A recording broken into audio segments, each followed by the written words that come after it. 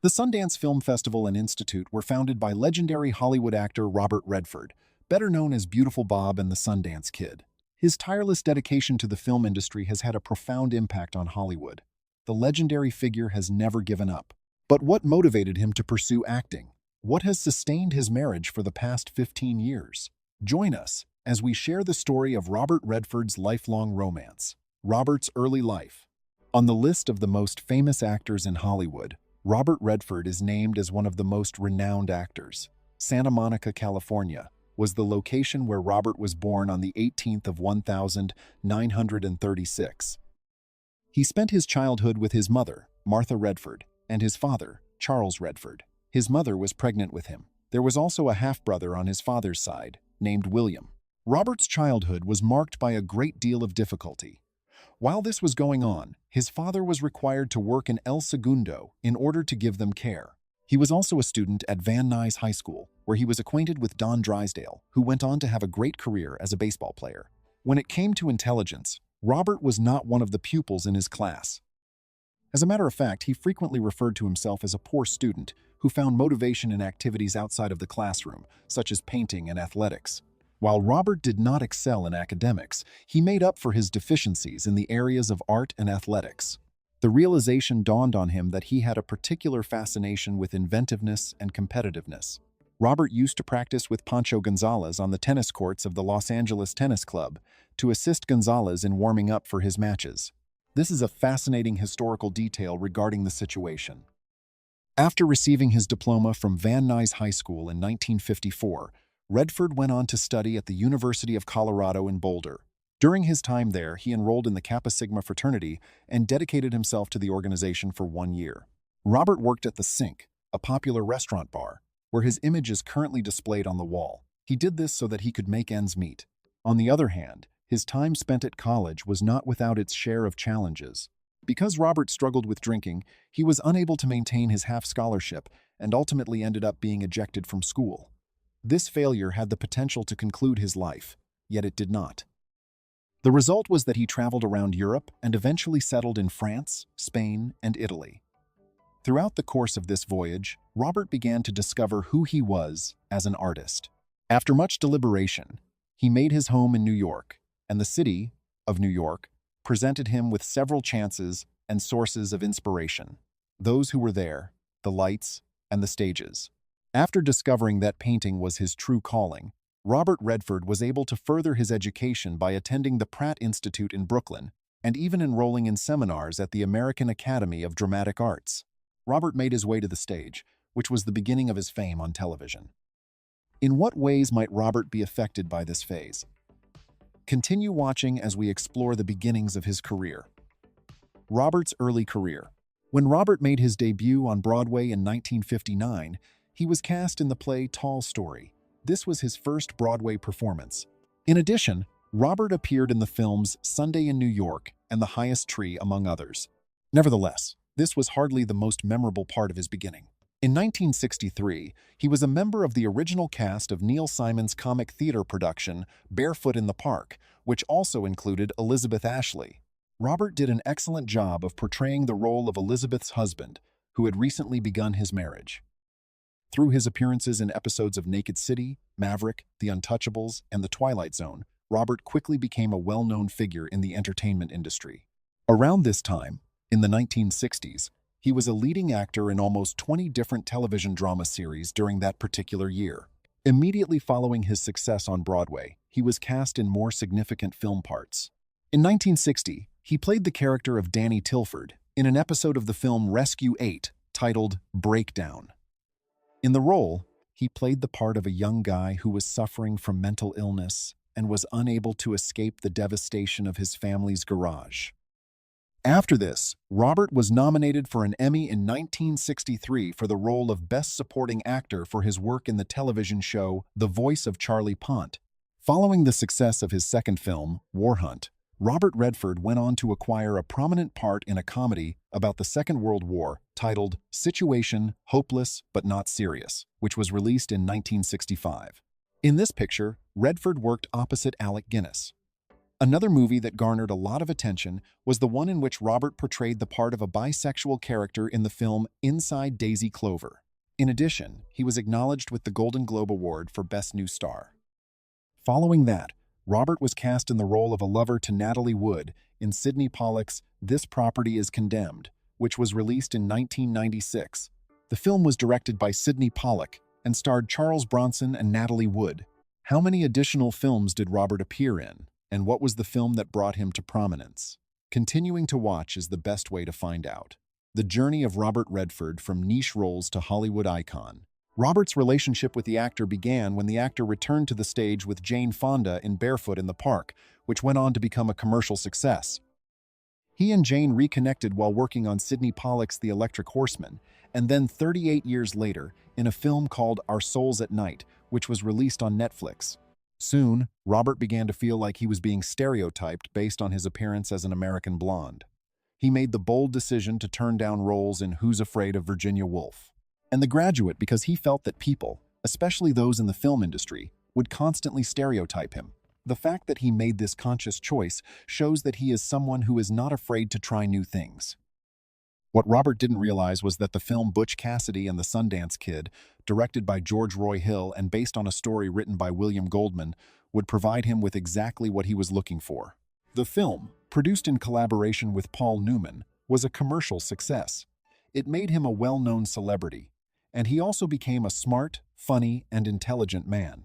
Robert Redford's exceptional performance as the Sundance Kid earned him a British Academy Film and Television Award for Best Newcomer. Downhill Racer, Sundance Kid, and Tell Them Willie Boy Is Here were the 3 films he starred in, and he received 3 separate awards for his performances. However, Robert's subsequent films, such as Little Fouse and Big Halsey, as well as The Hot Rock, failed to attract enough audiences. However, Robert did not limit himself to acting. He also had a strong desire to work in production, and in 1969, he was appointed as an executive producer for the film Downhill Racer. Although he was brought in to produce, his involvement did not stop there.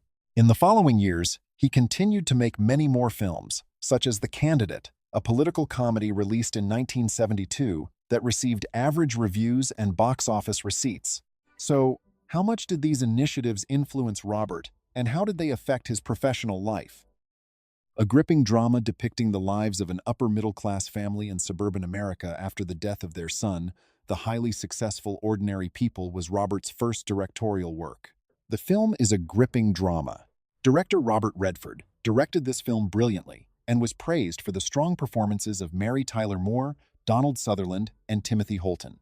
Holton also won an Academy Award for Best Supporting Actor for his work in this film. In Robert's case, this set an extremely high performance standard for his directing style, which had already received much praise before. A film critic named Robert Ebert called the film intelligent, insightful, and emotionally moving. The film went on to achieve unprecedented success, winning 4 Academy Awards, including Best Director at the Academy Awards. Robert Redford then went on to play a prison guard in the film Brubaker, in which he fights to change the system. Soon after, he gave a notable performance in the baseball film titled The Natural. Out of Africa, co-written by Robert and Sidney Pollack, was another film that Robert starred in and was released in 1985. By 1986, the following year, the film had begun to gain attention and even received critical acclaim. The film also won 7 Academy Awards, a Golden Globe for Best Picture, and was the 7th most successful film at the box office. However, very few people know that Robert's heart ached for a certain woman, even though he was pursuing his aspirations in Hollywood and achieving fame. Robert Redford finally admitted his guilt at the age of 88. Who did he share his lifelong love with? It must have been Natalie Wood, his co-star, right? Or Barbara Streisand, who played his co-star in The Way We Were, or someone else entirely that we don't know about. In the following moments, we will reveal these specific details. Meeting the love of his life. Remember that Robert's problems at school were the reason he was unable to keep his scholarship. In the course of Robert's journey around the world to discover who he was, he and his friend Brendlinger rented an apartment. It was in this apartment that he met his love interest, Lola Van Wagenen. Lola was a student at the University of Utah and was residing in an apartment in Hollywood in Vine called Varwood, which was the same apartment that Robert had rented. Lola was brought up in a Mormon home and brought up in Provo, Utah, where she was born. As soon as she met Robert, uncontrollable chemistry began to develop between the two of them. When compared to the ladies I had been with in Europe, Robert claimed that she was a completely different person. Despite the fact that Lola and her three companions continued to appear and dress like the church girls they had been when they were younger, Lola was the most refined of the group. In addition, Lola was not merely the other girl who lived next door. A member of a doo-wop sextet, a musical group that originated in the 1960s, and the Downbeats, which had toured the Northwest and won radio and television spots in Washington. She had been a beauty pageant winner at Provo High School. She had appeared on stage in her school's production of Thornton Wilder's Our Town, and she had been a member of the Downbeats. Therefore, it was not surprising that Robert felt a strong attraction to her. Not only did he find solace in her, but he also had a lot to talk about with her. According to what he wrote in his journal, she would come and chat with me while I was painting. In the course of our walks, we would wander up and down the heavenly thoroughfares, through backwaters and parking lots, and all the while we would talk about topics such as the feelings that people experience and the stories that they have experienced in the past. Everyone in Robert's immediate vicinity was aware of the impact that Lola had on Robert. Brendlinger remarked that Lola had a remarkable impact on Robert. Just now, she managed to calm down that emotional swirl. To put it simply, she was a perfect match for him. According to him, despite the fact that they were complete opposites, they were a perfect match. A number of years later, Lola gave an interview to the Utah newspaper in which she stated that the reason their relationship was the way it was at the time was that they had gotten off to a better start as individuals who were honestly honest. Absolutely none of that dating-related stuff was present. With his family, he was unable to be honest, but with Lola, he discovered that he could be himself and that he could discuss anything with her. One further thing that Robert appreciated about Lola was that she had a strong religion. I found what she shared with me to be very intriguing. I was willing to consider it. Is it possible that Lola's presence was the catalyst that started Robert on his path to recovery? Well, let's find out. They were able to persuade their way into falling in love. And by the month of July, Robert had already succeeded in persuading Lola to spend the weekend of her honeymoon with him. The power that comes with love was driving them forward, and they were enamored with one another. Regrettably, Lola's parents discovered their intentions and dispatched relatives to Los Angeles in order to conduct an investigation. In spite of this, the two had already crossed the river by that point. They had too much in common to let go of their affection for one another, and they were in love. Robert and his companion were kicked out of their apartment in Varwood. Even though their lease had ended, he and Lola continued to communicate with one another through the mail. In the majority of cases, Lola was the primary motivating factor for Robert, and the decision that he and Lola took to establish a life together in New York was the primary reason for his dedication. However, this existence was going to be characterized by a lack of financial stability. Because of Lola's religious beliefs, Robert felt that he was pulled to them regularly. This was a situation that was ironic, since Robert was not the sort of man who was religious. On the other hand, he was fascinated by the Mormon Church since he found himself interested in the tale behind it. He asserted that Mormons were responsible for the founding of a great kingdom and that their views were based on a voodoo-like logic. Nevertheless, that was not the only aspect of the Mormon Church that piqued Robert's interest. On top of that, he was fascinated by their morality. Robert appreciated the more organized way of life that they led, and at the time, this concept struck a chord with him because he desired to live a sane life, and Mormonism provided him with a temporary solution to this problem. In contrast, Lola's parents were not in favor of the concept of their daughter marrying a person who was not a member of the Mormon faith. This is similar to the situation that arises in partnerships between two people who come from different backgrounds, particularly in terms of gender or religion. As for Robert, he was unmoved. As a result of his desire for Lola to forego her academic career at BYU and instead elope with him, he unintentionally went against the desires of her parents. Lola was aware of how dangerous this situation was, and she and Robert attempted to find a middle ground. After obtaining her parents' consent, she would consent to a double ceremony, one of which would be casual and the other would be Mormon. On August 9th, Robert tied the knot with Lola, who was 19 years old, in a ceremony that lasted about 5 minutes and took place at the Heather on the Hill, a small chapel located in Las Vegas. At the beginning of their life together, Robert and Lola did not know what difficulties they would encounter. On account of the fact that things did not go according to plan 5 weeks after the formal Mormon ceremony that took place at Lola's grandmother's house, Lola was always on edge. In spite of the fact that Robert did not have a single penny to his name, he requested another person to have faith in him. It's possible that Lola had not considered it in this manner. By Christmas, however, the couple discovered that they would soon be expecting a child. As a result of this news, they were confronted with an extremely distressing reality, and they were unable to avoid the truth. It was impossible to rely on any financial resources. A great deal of anxiety was experienced in response to this happy news, which was anticipated to mark the beginning of a new era and the commencement of a family.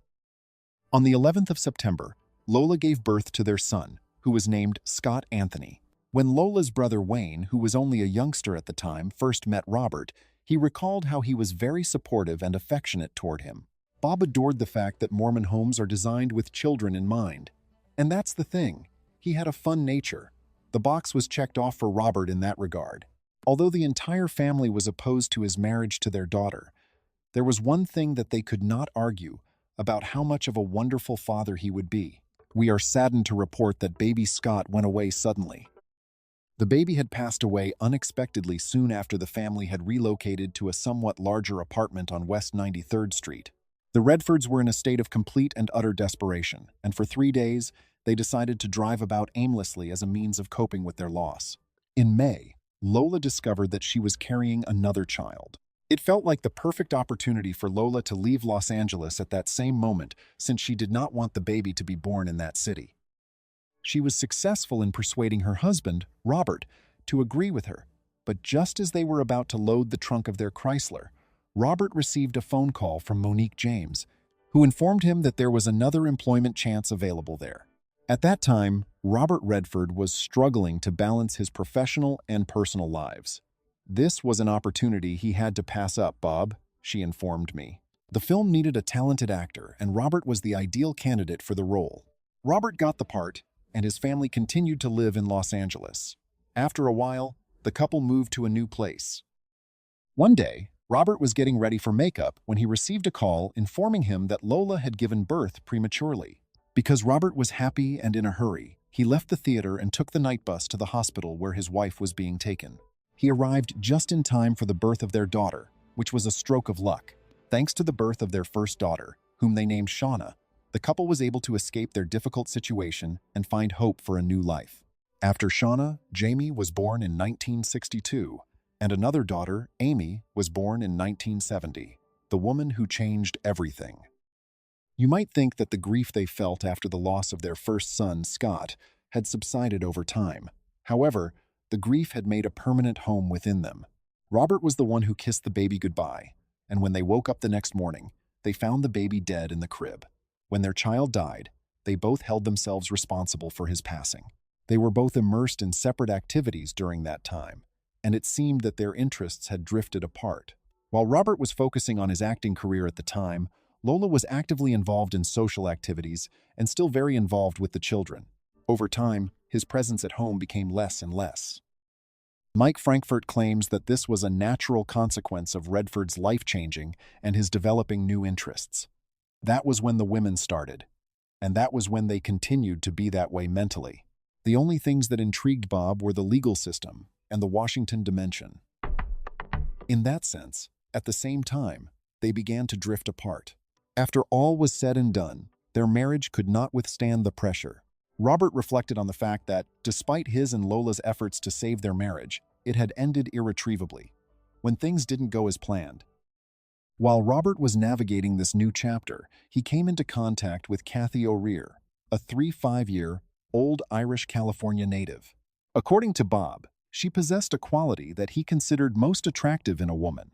In his eyes, she was not only the most thoughtful but also one of the funniest.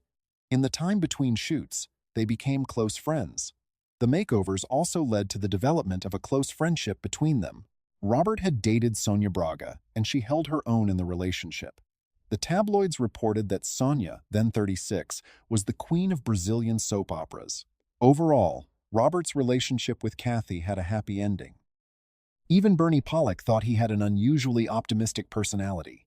On the other hand, over time, Robert's living together with Kathy became more of a burden than a real romantic relationship. He sought to distance himself and increase the time he spent with the children at their own home to avoid the relationship. On the other hand, Kathy made great efforts to ensure that the relationship would continue even after that. While trying to keep up, she sent letters and gave lectures. However, their lives were like two sides of the same coin. Kathy was in Florida, where she spent time with her mother, while her father, who was being treated for an illness, was in another country. A family friend said the reason for the breakup was because they were too different from each other. However, not long after ending his romance with Kathy, Robert discovered another potential romantic interest in Sybil Saggers. Bile, as she was affectionately known, was in her 30s, dark-haired, and passionate about horseback riding and skiing. She had previously worked with the Andrew Lloyd Webber organization in both New York and London before moving to the West Coast to pursue her artistic career. Sundance, Robert's company, was where the two first met. Two of the most striking differences between Bile and all the other women Robert had been romantically involved with were that they were both very different in character and nature. A close family friend called Bile, a true artist who was also educated, witty, and enthusiastic about life. Robert did not succumb to any pressure from her. A close family friend explained this, saying that she was not the type of woman who waited for him to call. Although she continued to pursue her art and her life, he enjoyed the sense of independence she brought. The two had a great relationship, but eventually, Robert encountered some problems and he began to show less of himself. Their friendship blossomed. The only thing Robert could think about at the time was that Sundance was on the verge of bankruptcy. Although he had built the foundation for his company, it was on the verge of failure. Bile, who had a supportive role in Robert's life, made the decision to take him back to Hamburg in order to divert his attention and bring him back to life. As a means of assisting him, she proposed that Robert's financial history be subjected to an impartial assessment. At that time, Robert Redford had given his buddy Reg Gibson the responsibility of managing his finances and property transactions for some years. Gibson had been in charge of these matters. It was a pleasure for Reg to interact with them, and he was always pleasant. This might have been because they had been friends for a very long time. Reg would always provide him with a detailed account of the expenditures that he had spent while he was gone on set, and Robert would not bother to inquire about them since he did not believe it was necessary to seek clarification. This led to them finding themselves in a sea of debt as a consequence of their actions. The realization that he had made a mistake was one of the lessons that Robert had to learn. The Sundance Institute continued to operate as an artistic organization, even though its financial health was in question. This was, even though a significant portion of the Sundance Group's aspirations of dominating the independent film market had been dashed. Despite the challenges, Robert Redford remained dedicated to regaining the same level of success for the organization. It was fortunate that the chief executive officer of IMG Artists and the person in charge of organizing the Tuscan Sun Festival took note of Bile's remarkable work. They planned to launch a California edition, which would include a combination of the finest in music, literature, culinary arts, and fine art exhibitions. At that location, Robert had the opportunity to meet with the executive producer and present the concept of his plans to investigate cross-cultural events all over the world. To the amazement of many who had prophesied that he would never settle down, Robert astonished them in July of 2009. The ceremony took place at the Louis C., and it was a private affair. Hotel Jacob, located in Hamburg. When Bile had first met Robert, did he think he was too modest? Whose allure was it that ultimately won her over? Did her allure succeed in winning him over? Throughout the Young Art Salon in 2014, Bill shared a humorous anecdote about his dining experience with Robert Redford. Her rapid mental breakdown began when she discovered that she had never seen any of the movies that Robert had appeared in. She had gotten an invitation to supper with friends one day, and she was immediately overwhelmed with anxiety. In order to avoid a small chat with Robert, Bile committed herself to viewing 15 minutes of each of Robert's movies 2 nights prior to the meal. Nevertheless, Robert did not bring up his work, just like he had on the evening of the dinner. Despite the fact that he was captivated by the fact that she was unaware of his identity, this did not concern him in the least. It was a fantastic beginning to a relationship since it began as 2 human beings meeting each other and discovering a connection as 2 human beings, rather than being colored by achievement, as Robert disclosed. There was no success at the beginning of the relationship. These are the profound effects that Sybil Saggers has had. Redford is a multimedia environmental artist who was born in Germany. His artwork has been displayed in a variety of prestigious locations, including the United States of America, Monaco, Peru, Singapore, Japan, and Suriname. Watercolor painting was something that Byle had a passion for forever when she was a young girl. Her artwork evolved into a reflection of her very identity, which is that of a lady who combines beauty and activism into a single harmonious whole. The Way of the Rain performance art production was developed in 2013 through a collaborative effort between Sybil Zagers Redford and David Thor Johnson, an Icelandic musician and composer. Music, dance, video, light, and spoken word poetry were all elements that were used in this presentation. In addition, the stage background was rain painting silks, which symbolized water pouring from the skies. These exceptional painting abilities were exhibited by Sybil. Nature was the power that drove me to be an activist from inside my art, from the very beginning of my career as an artist. She disclosed that she was using her artwork to warn of the threats, while also pointing out via color and beauty how amazing our world is. Since it was initially performed, The Way of the Rain has evolved in terms of its performance for creatives working in the fields of music production, dance, and theater. In addition to being produced in the United States at the Stern Auditorium and the Perlman Stage at Carnegie Hall, this play has also been delivered in Abu Dhabi, United Emirates, and other worldwide locations. Sybil Redford's persona, The Way of the Rain, exemplifies her dedication to the preservation of the natural world and her use of creative words.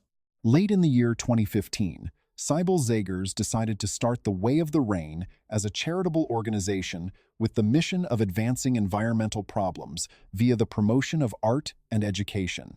The success of her husband's film, which was the source of inspiration for the foundation's name, was another element that fueled her motivation. After putting in a lot of effort over several years, she came up with bright paintings and murals.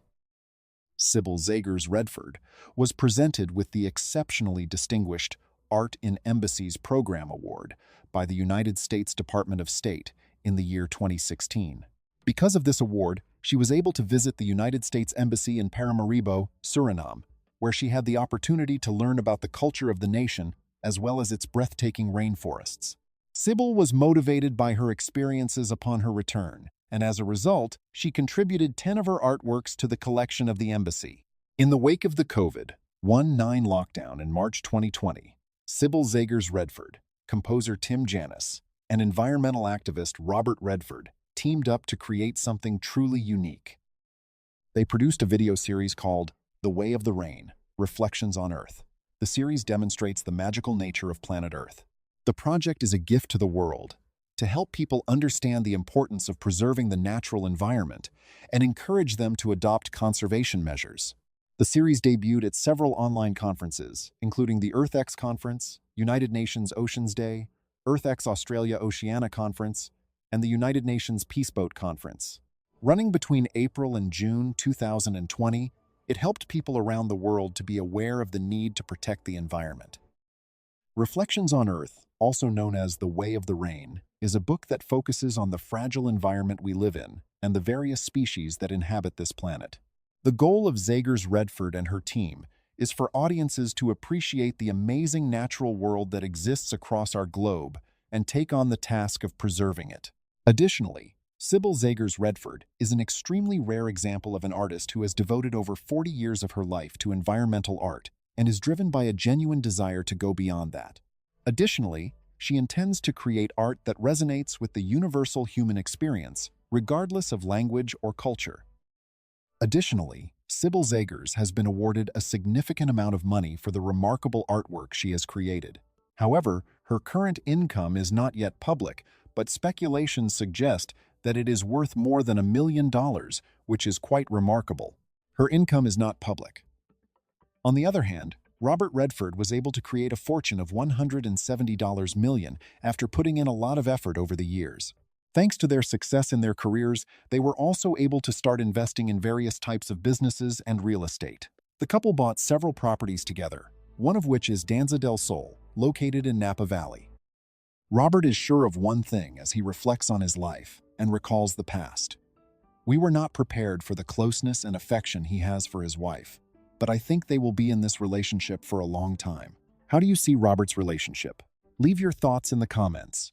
Subscribe to this channel and like this video. Click on the video to be shown on the screen to see the next interesting videos.